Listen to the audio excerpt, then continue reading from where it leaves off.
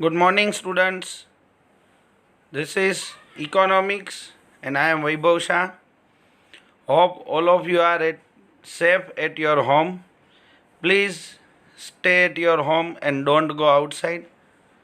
Let us start with chapter number 2 of subject economics, that is fundamental concepts and terminologies. We'll cover chapter number 1 afterwards because it is basic terminologies of economics, while here in chapter number 2 we are going to discuss about some important concepts and terminologies of economics which will be useful in further chapters. Okay, so let's start with the introduction. First of all, in introduction, economics studies the rational behavior of human beings. It means whenever we are studying economics, it covers the human behavior. Economics is a science which is based on human behavior. So, it is the study of rational behavior of human beings. Rational behavior means the behavior of a person where he can understand what is right or wrong, or what is good for him and what is not. In the context of rationality, it means what is rationality and how it is used. Activities conducted are called economic activities, and in order to begin the study of economics as a science, it is necessary and helpful to get clarity about some frequently used concepts and basic terminologies of economics. As we haven't discussed about the economic activities, first of all let me clear the word or the meaning of economic activities. From the half of the first line, it is said over here that in the context of rationality, activities conducted are called economic activities. It means economic activity means all those activities which are done for getting something in return. Likewise, the activity of doctors, advocates, and teachers, if it is done for getting something in a return, then it is called economic activities. So here, the activities conducted are called economic activities, and in order to begin the study of economics as a science, it is necessary and helpful to get clarity about some frequently used concept. So, for these economic activities and understanding of all the topics of economic activity, we should have knowledge regarding, or we should have clarity regarding some of the frequently used concepts and basic terminologies of economics. Second paragraph. This chapter provides a clear understanding of goods, services, and factors. As we are using these terms simultaneously or frequently or in place of one another, first of all we have to clear in our mind regarding the concept of goods, services, and factors. Factors means the factors of production, while the second one is a concepts of and difference between price and value, which will be our today's topic. So today we are going to discuss about the difference between price and value. Then third point is wealth and welfare, and fourth one is a trade cycle. So here in this chapter we are going to discuss these four main points. First one is a goods, services, and factors. Second one is a concept of and difference between price and value. Third one is a wealth and welfare, and fourth one is a trade cycle. So here let us start with page number 11 and point number 2.1, that is price and value. See students, there is basic difference between these two terms, that is price and value. But in our real world, we are using this word interchangeably. Like we never knows what is the exact meaning of price and value, and that's why we are using in place of one another. That's why first of all, let us clear the points or the meaning of this topic in this particular concepts. First paragraph, in everyday language we use the word price and value alternatively to denote the same meaning. It means we never differentiate between the word price and value. For instance, we make statements like it means, for instance, or we can say without knowing the exact meaning of price and value, we are using the statement like this good is expensive or this good is valuable, or third one, this good has high price. It means we are making this kind of statements. When these statements are made, they are made without drawing a difference between price and value, because we are using this word as a alternatively or interchangeably in one place of another. And we are thinking that this two word is similar and can be used in place of one another. Now second paragraph, in economics the concepts of price and value are different, and it is necessary to first understand the concepts of value. So here first of all we will discuss about the word and meaning value. Value can be understood from two points of views or viewpoints. First one is from viewpoint of use, that called use value, and second one is from viewpoint of exchange called exchange value. Now let us move forward. This is point number 2.1.1 and page number 12. The use value. The use value is determined by the usefulness of a commodity to a consumer for her or his various needs. Basically here we are having two values. First one is a use value and second one is a exchange value. First, use value means it is determined by the usefulness of a commodity to a consumer for her or his various needs. It means the thing which is used by us will be the valuable from our point of view. It means sometimes it may happen that the exchange value, or we can say the price of that particular good, is very negligible, or sometimes it may be zero, but their usefulness in our life is very high. And that's why the first point is the use value, which is determined by the usefulness of a commodity to a consumer, means those who are consuming or using this particular goods. For example, food, water, sunlight, etc. So basically the actual value of food is very less or negligible. Water is available free of cost, as we are living in a municipal areas. So it may happen that the municipal asking or municipal is charging some kind of fees for water, but basically it is available free of cost by nature. And of course sunlight is a free of cost. So all these things are having very high use value, but their exchange value is zero or negligible. So have a high use value for all people in general. So this one is the first point, that is use value. Now let us move towards the point number 2.1.2, that is exchange value. This is totally opposite of use value. Sometimes it may happen that the use value of particular good is zero, or we can say it is nearest to zero, because the presence of this kind of good is not at all necessary in our life. But then also we are consuming this kind of goods, and that's why their exchange value is very high. So let's start with the theory part. When a commodity or service is exchanged for another commodity or service, then the worth of one unit of this commodity is measured in terms of the amount of other commodity which it can exchange for. So first of all, the word or the definition given here in the exchange value is similar to the meaning of barter system.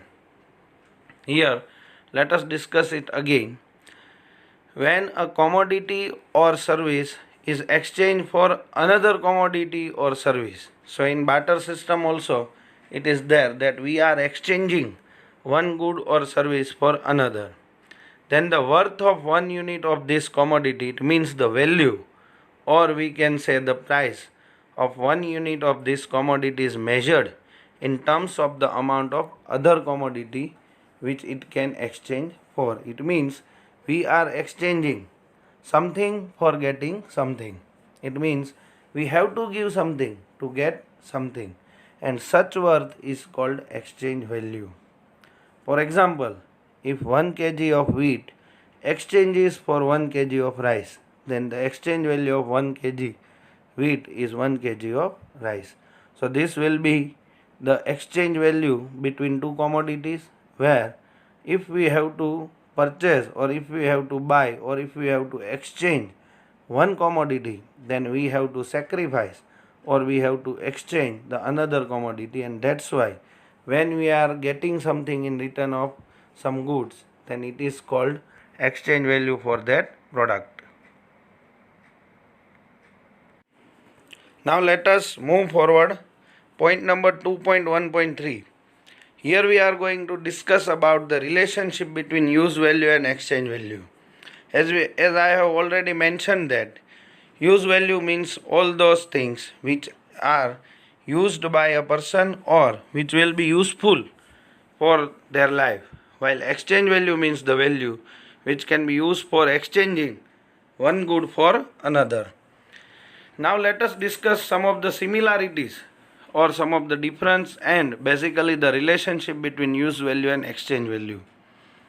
If a commodity has high use value, then it is not necessarily said to have a high exchange value.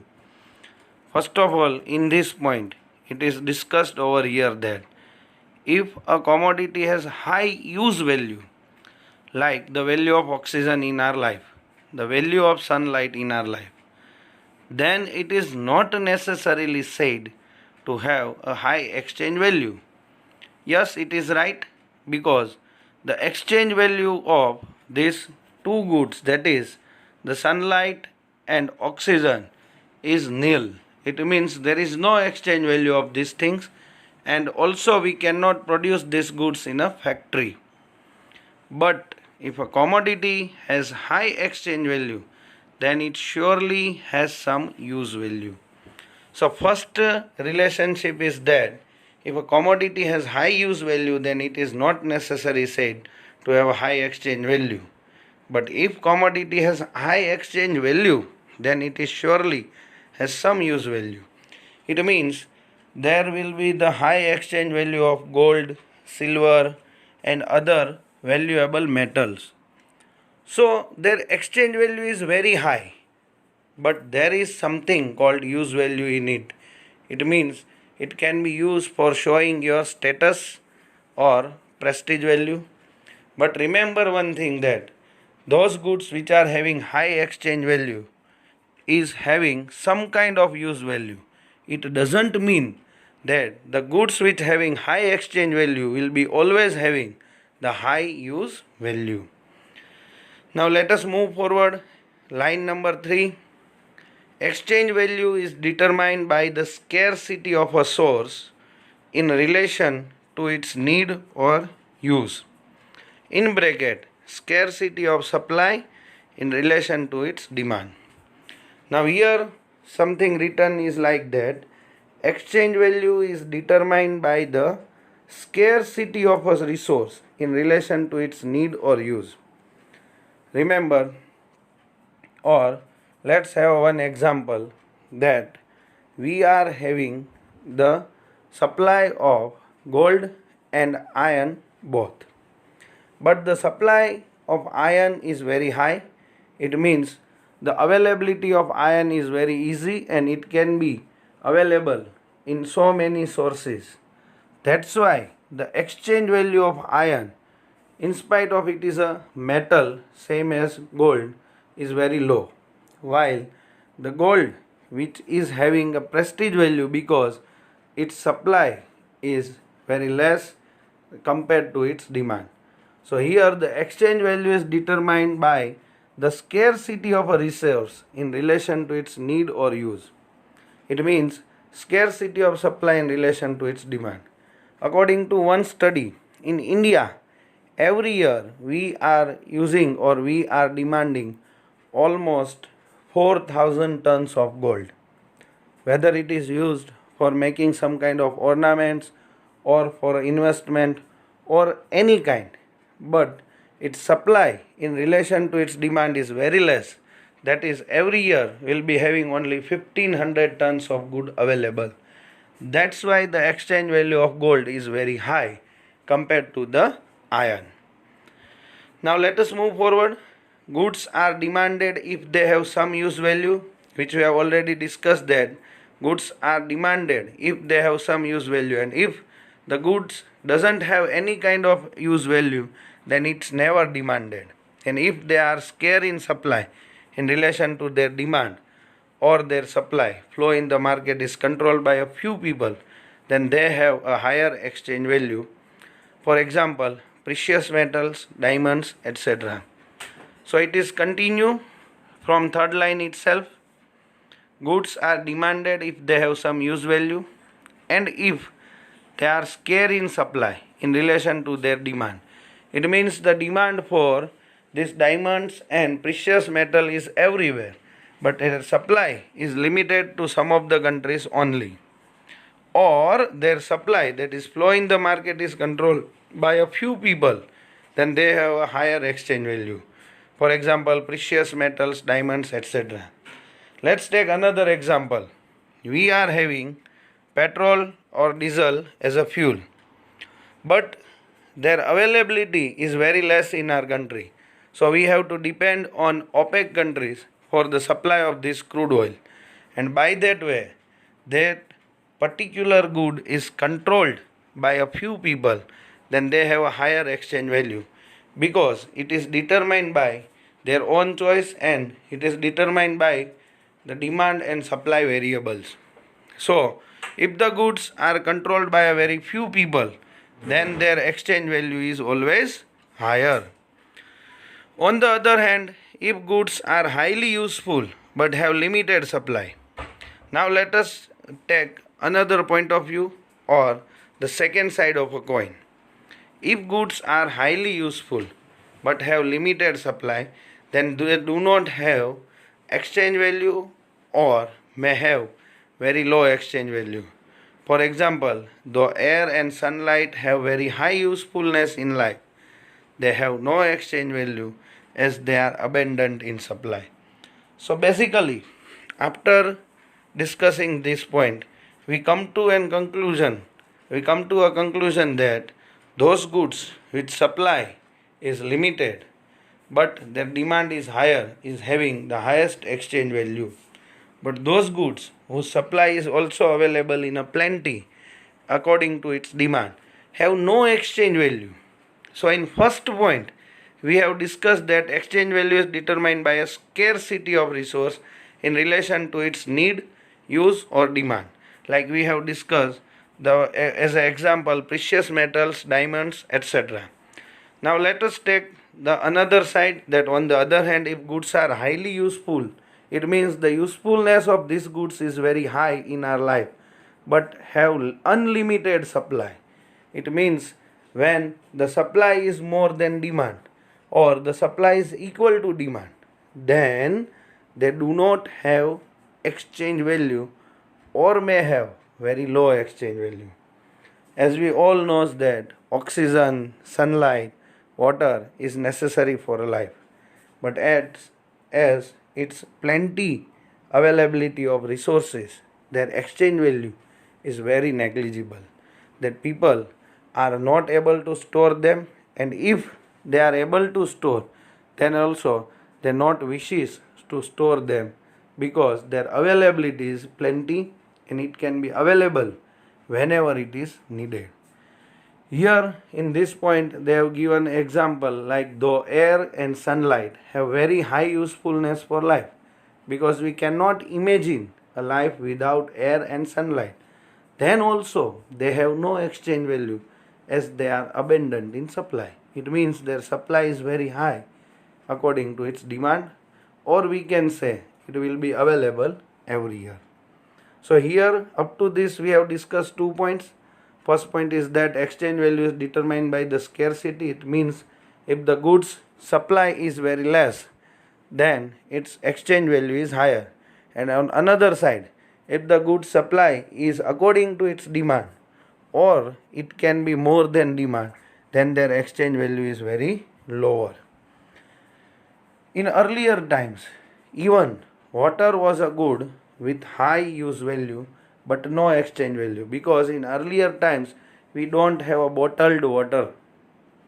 There was a source of water which is available everywhere in the face or in the light of river, wells, ponds, etc.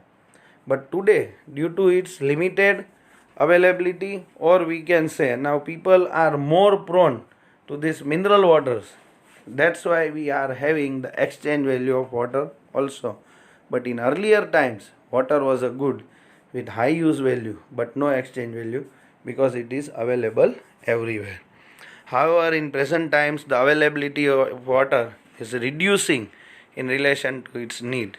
It means now we are having a water, but pure and drinkable water is very less and used by people, and so it has started commanding an exchange value. And that's why today we have to buy a water. And if these things will go on like this, if people will not understand the problems and the situation which is caused by high pollution, then we will see the days when we should have to buy our oxygen also. In economics, use of the word value is usually in context of exchange value of a commodity with another commodity. It means the points or the examples or the definition given of use value and exchange value. Out of them, only exchange value is calculated in economics. It means we are using the exchange value only for denoting any of the goods and services in economics. Thus, value means the worth of one unit of a commodity in terms of unit of another commodity in exchange. So after discussing these points, now we will be able to understand the meaning of value, line these statements and denote it as a meaning that value means the worth of one unit of a commodity in terms of unit of another commodity in exchange. So whenever it can be asked in exam, like show the meaning of exchange value, or show the question, or there can be a question like what is the meaning of value, then you have to mention that the value means the worth of one unit of a commodity in terms of unit of another commodity in exchange. And price, as this point is about the value and price, the price means if a commodity is exchanged for money. See the difference here, that value means the worth of one unit of a commodity in terms of another commodity. It means there is no clear cut definition regarding money, or there is no use of money in the exchanging the goods, then that's why that's called the value. But if a commodity is exchanged for money, then such monetary exchange, it means if we are buying a goods or services in exchange of money, then it is termed as price.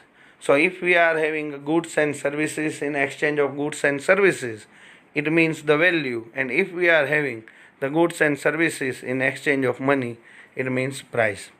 So price means the exchange value of a commodity measured in terms of unit of currency, while the value means the exchange value or worth of a commodity measured in terms of another commodity. So here it is the basic difference between price and value and the meaning of price and value. Before moving forward, let us discuss some of the examples of these goods. First of all, if we are having a 1 kg of wheat in exchange of 1 kg of rice, then it is the definition or it is the example of value. It means the value means one good exchange for another good, or we can say that one commodity is exchanged for another commodity. It shows the value of that particular product. While if we are taking an example that we are paying money, say for example, I have paid rupees 50 for buying a 1 kg of wheat, then it is called the price. So there is a basic difference between price and value is that it is the exchange value. If one good is exchanged for another good, it means it is having the value. And if one good is exchanged for a money, then this commodity is called as a price between these two goods. Now I think all of you are getting my points. Now let us move forward. We'll be having point number 2.2, that is goods and services. So first of all, let us discuss about the goods. Basically, we are using this word everywhere. Whatever we are purchasing, the word good is associated with that particular commodity, and we never make a differentiate between goods and services. Basically, we never make differentiate between the different types of goods, like whether it is a durable goods or non-durable goods, or we can say it is tangible or intangible, economic or non-economic, anything. But here in economics, we are having a clear-cut definition of goods and services. First one is goods. Commodities which have physical existence are called goods. Line these statements. If it is asked in 1 mark that what is the meaning of goods, or which are the definition, or what is the meaning of a particular commodity, then it is called a good. So commodities which have physical existence, it means all those goods which can be touched and which can be seen from our eyes is called goods. In economics, they are meant to satisfy the needs of consumption. It means all those goods which purchased by us is having some kind of use value in our life, and we are purchasing these goods for satisfying some of the needs of consumption. So goods means all those commodities which have physical existence are called goods, and in economics they are meant to satisfy the need of consumption, like whatever we are using in our life, that is clothes, spectacles, shoes, bracelets, watch, everything is called a good. While services which are intangible, it means we cannot see them and we can't touch them, or do not have a physical existence, it means we cannot quantify them, are called services. In economics, they are meant to satisfy the needs of human life. So here it is the basic difference between these two is given, like commodities which have physical existence are called goods, while all those commodities which are intangible, or we can say do not have physical existence, are called services. Second point is that in economics, goods are meant to satisfy the need of consumption, while in services, in economics, they are meant to satisfy the needs of human life. It means it not satisfying our particular need of consumption, but it can facilitate our different needs of human life. Economics studies activity pertaining to production, consumption and distribution of goods or services. The nature of goods and services is different, though both are important in economics. So we will discuss about these goods and services and all these points from next lecture onwards also. Today we are concluding our lecture over here, and we have discussed about the meaning of price and value, types of different value, that is use value and exchange value, and relationship between use value and exchange value. Thank you very much, class.